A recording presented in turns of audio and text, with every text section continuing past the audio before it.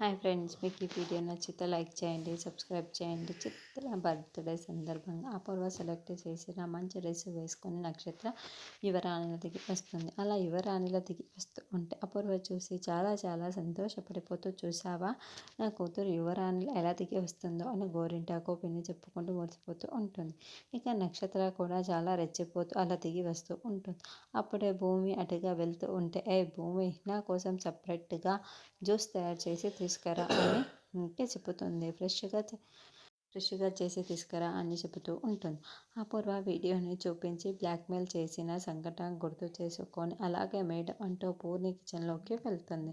ఇప్పుడు చూడు ఏం చేస్తాను అని అపూర్వ చాలా చాలా సంతోషపడుతూ ఉంటుంది. అలా భూమి పట్టరాగా జ్యూస్ని చేసేసి జ్యూస్ గ్లాస్ను పట్టుకొని, ఇదిగోండి మేడం అని అపూర్వ చేతికి ఇస్తూ ఉంటే, అపూర్వ కావాలని ఆ గ్లాసుని పట్టుకోకుండా కింద పడేసి ముక్కలు పోయేలా చేస్తుంది. ఈ చెప్పులు ఎంత కాస్ట్లీ అనుకున్నావు? జ్యూస్ గ్లాసుని సక్రమంగా ఇవ్వడం కూడా నీకు తెలియదా ఏంటి? ఇంకా అలా చూస్తూ నిల్చున్నావు, తుడువు, నా కాళ్ళపైన జ్యూస్ అంతా పడింది, చెప్పులపైన కూడా పడింది, తుడుస్తావా అని అపూర్వ అరుస్తూ ఉంటుంది.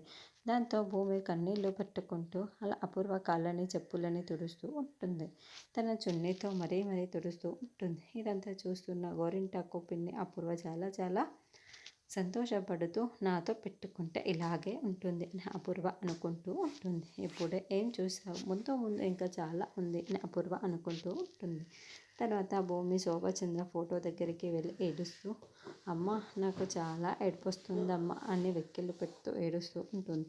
నన్ను అపూర్వ పనిదానిలాగాను ఆస్తి పోతుందని కాదమ్మా, నీ కలలేవి నెరవేరకుండా అయిపోతున్నాయి, అందుకమ్మా అందుకు అని భూమి ఏడుస్తుంది.